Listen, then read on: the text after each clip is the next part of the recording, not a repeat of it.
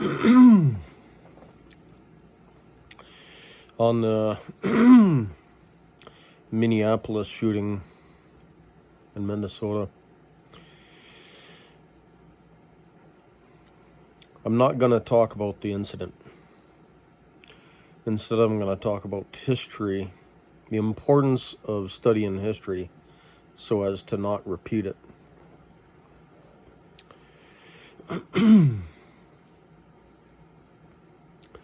A lot of people talk about the Magna Carta.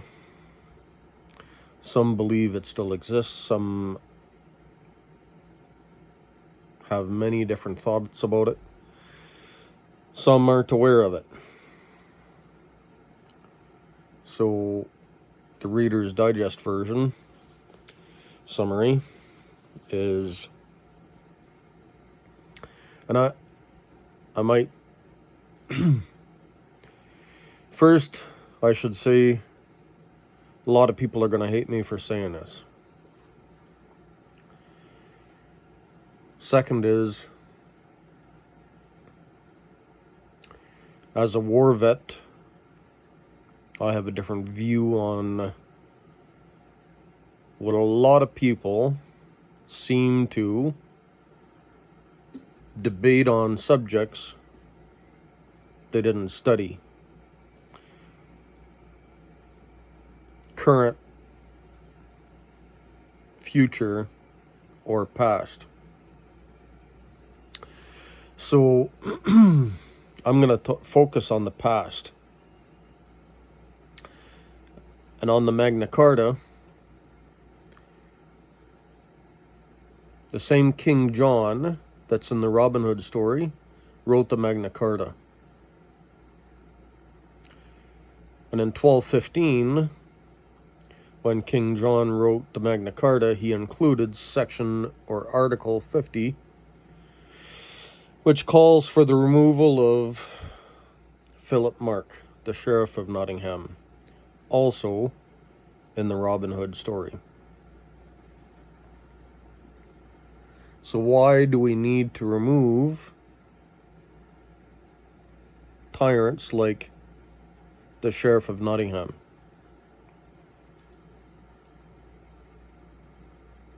Notice I said tyrant. Focus or emphasis on tyrant.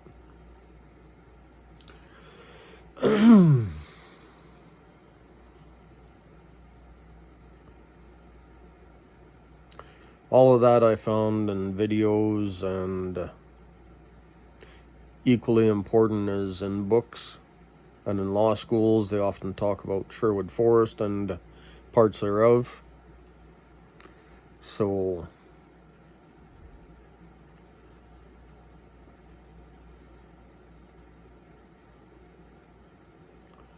Robin Hood seems to have fought the king, giving us our human rights, which includes the removal of tyrants.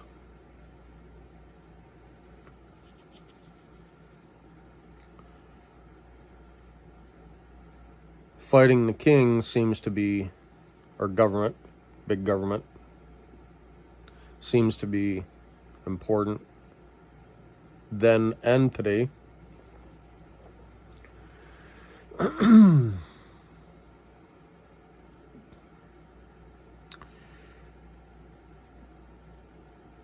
And about 80 years later, I forget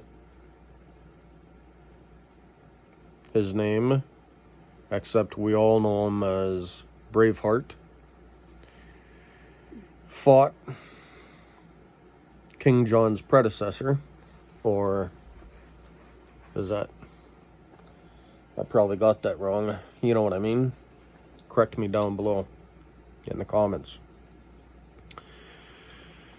So, you might remember some of the nobles, Scottish elites, argued over which laws mattered.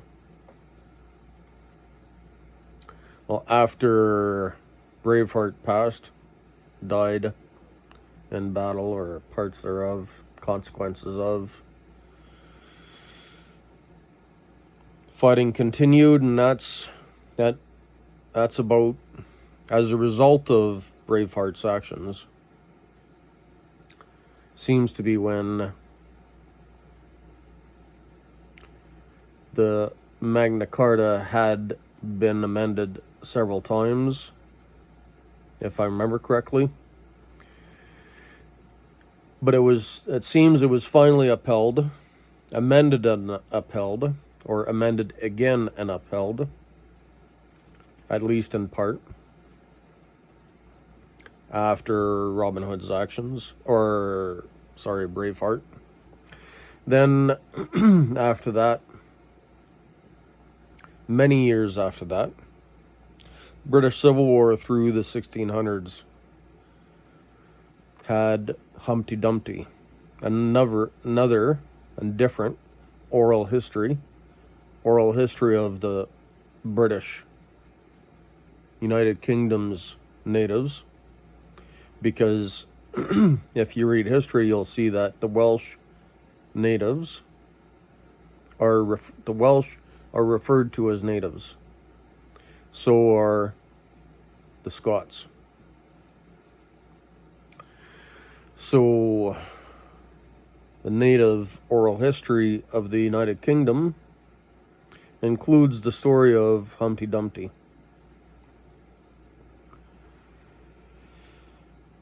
And where you might be more familiar with the ending of the Humpty Dumpty story, in the spoils of war, often the victor gets to claim or reclaim the spoils of war, using and doing with what the victor wants with the spoils of war. In this case, they couldn't put Humpty Dumpty together again. The part you may be familiar with, the ending of that story. The story starts where the people's biggest artillery gun, Humpty Dumpty, used to defend the people of the castle of Gloucester. Gloucester had castle walls to protect the people from the tyrant king.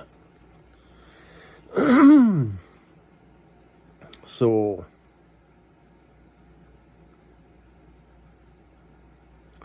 the king attacking the castle of Gloucester destroyed Humpty Dumpty, the artillery gun, and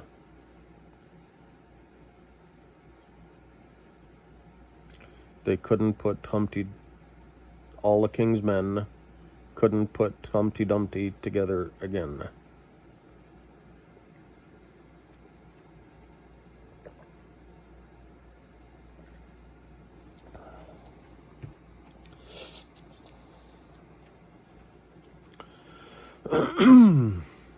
How important is it to consider the importance of people having castles around towns to protect themselves from the monarch, including the use of artillery guns? Why would big government monarchs want to take away our rights to have artillery guns to defend the municipality from big government? Why would big government want to take away our rights to have artillery guns and castles to protect ourselves from big government?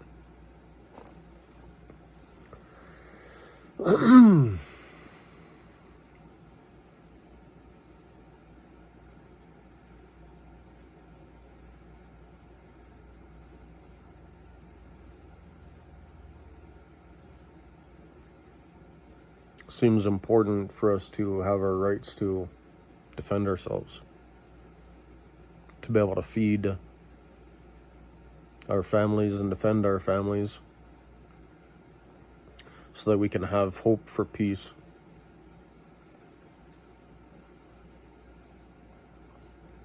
And so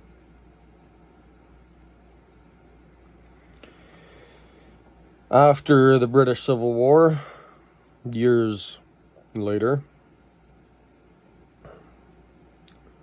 about 1835 thereafter, Queen Victoria took power. Queen Victoria sent her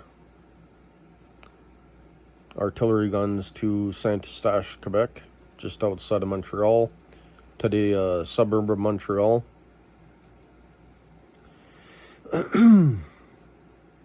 That oral history is described in the books of, I think, I don't remember exactly, I think the book is titled, I don't remember I have it in my phone, I looked at it, and the title's French. I think it's, yeah, okay, I remember now. In French, Le Canon Tonne à Saint-Eustache. In English, my English translation is the guns thunder at Saint-Eustache. So,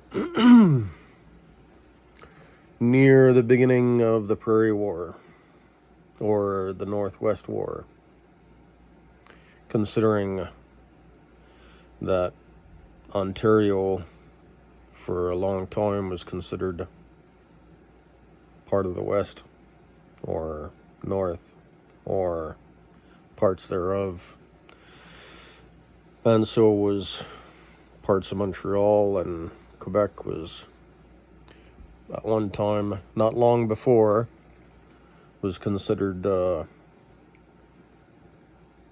English Canada. And the fort in Quebec City was actually built by the British, and there was a battle in French called Le Plaine d'Abraham. I don't know how that translates to English. So at Le Plaine d'Abraham, there was a battle there which retook the British-English fort in Quebec City. So anyway,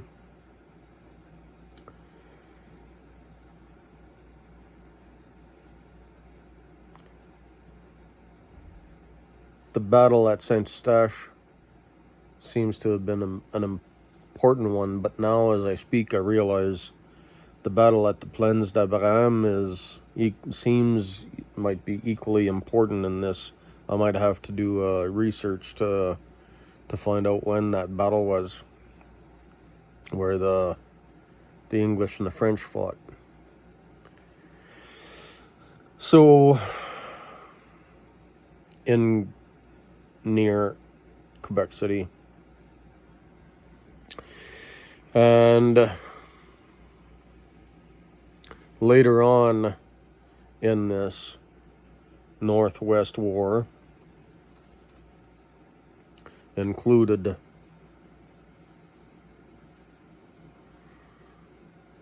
near the end, about 1895, 97 through, there was I think tensions rose in the late 1880s, if memory serves. So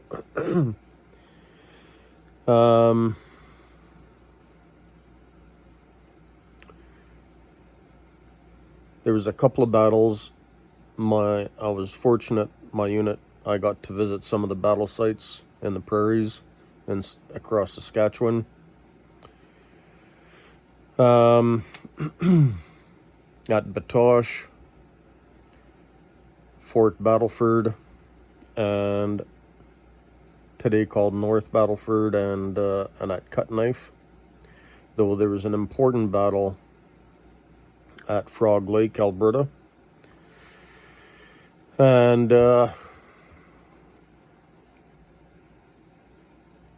many people say that, what's his name now? I think it was not McLeod, it was, I forget his name. There was an important RCMP figure, though.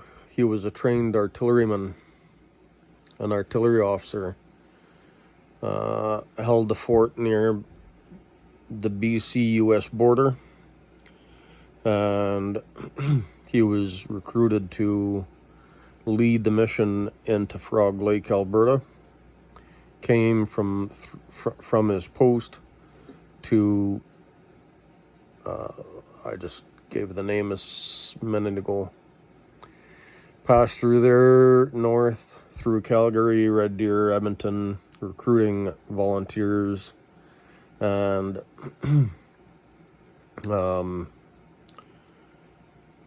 went to Frog Lake, Alberta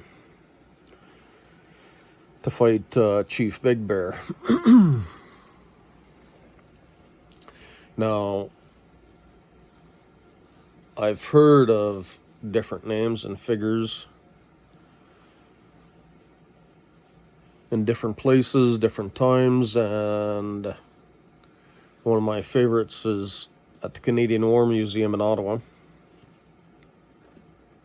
The first display at the Canadian War Museum is of the Prairie War, sometimes called the Northwest War, and the mission or battle, I think the mission was called the Northwest Fighting Force. Maybe it wasn't the mission or the battle, but I might say the task force was called the Northwest Fighting Force. And so it's got the museum, the Canadian War Museum, has, in its display, it has a quote by Chief Big Bear, which says, "We should not fight the Queen with guns, we should fight her with her own laws." Now, how important is that? I think this is a long and complicated answer. How important is it that we should not fight the Queen with guns, but we should fight her with her own laws?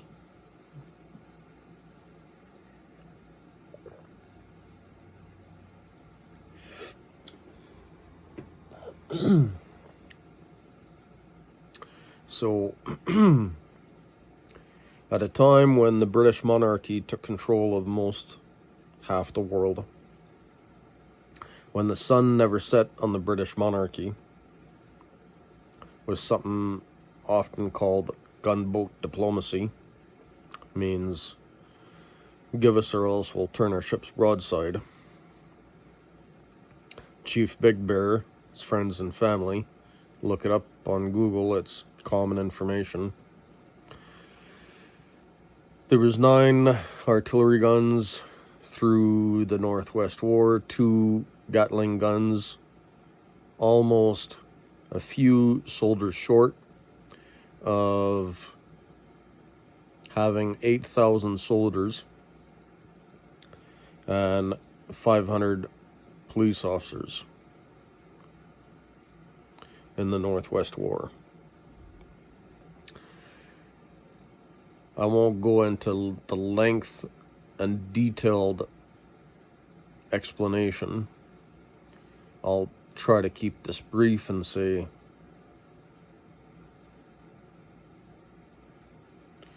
Chief Big Bear faced the Queen's biggest guns, and his ancestors did, his friends and family did, and he knew that, feels to me like he might have known that the Queen And in a book called The Last War Drum, Queen or Chief Big Bear refers to the Queen as the great grandmother, Queen Victoria. Feels he might have known that the Queen would keep sending more and bigger guns. That the only way, when he probably might not have known that the Queen controlled half the world, that the sun never set on the monarch, that the best way to fight the Queen was with her own laws.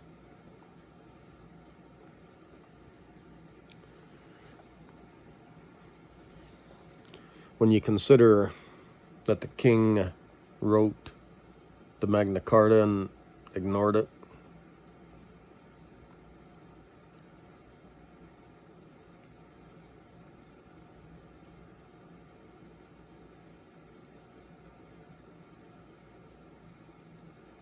feels though it took many years, hundreds of years, many battles,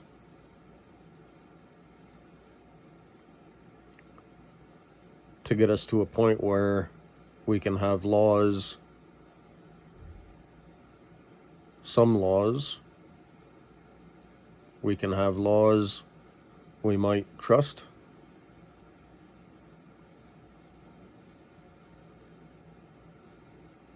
I think all of those details might be combined for the future.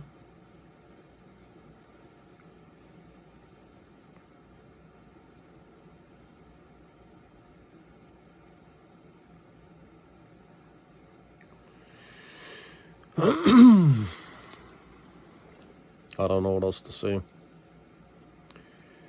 But I think it might be important to consider different communication skills, better communication skills. I like to study Chris Voss, though there are many like him, working to improve communication.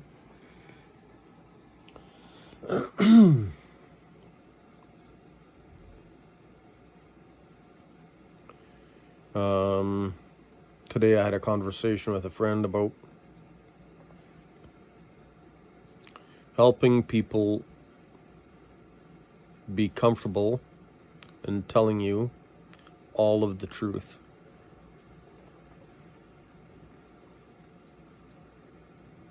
Because 80% of the time,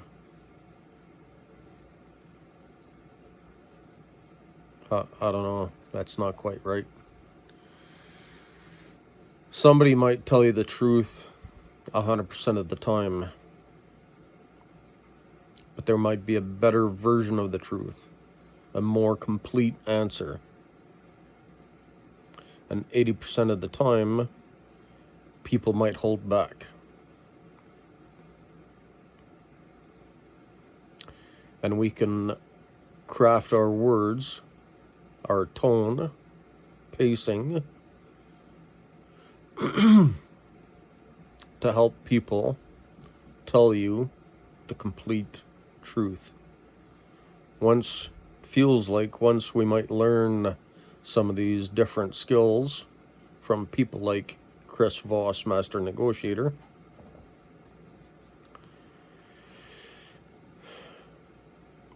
we might have a better chance at peace.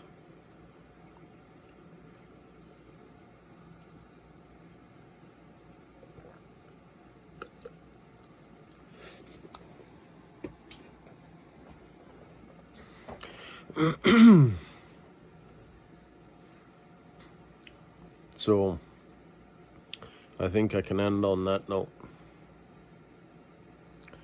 I think that's about summarizes what I have to say on this Minneapolis, Minnesota latest shooting.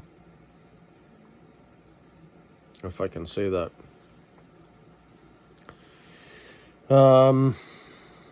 Yeah.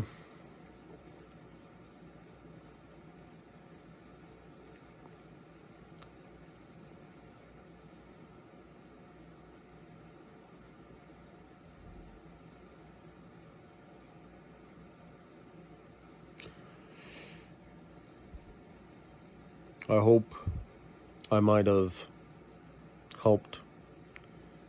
I think feels like my analogy might have helped some people understand the latest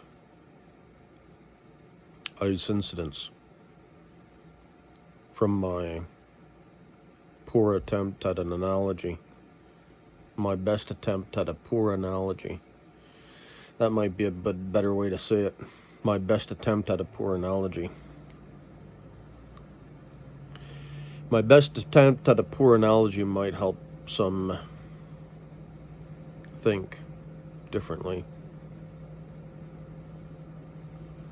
So, let's end the video on that. Thanks for your time. I appreciate your time. Like, comment below, subscribe.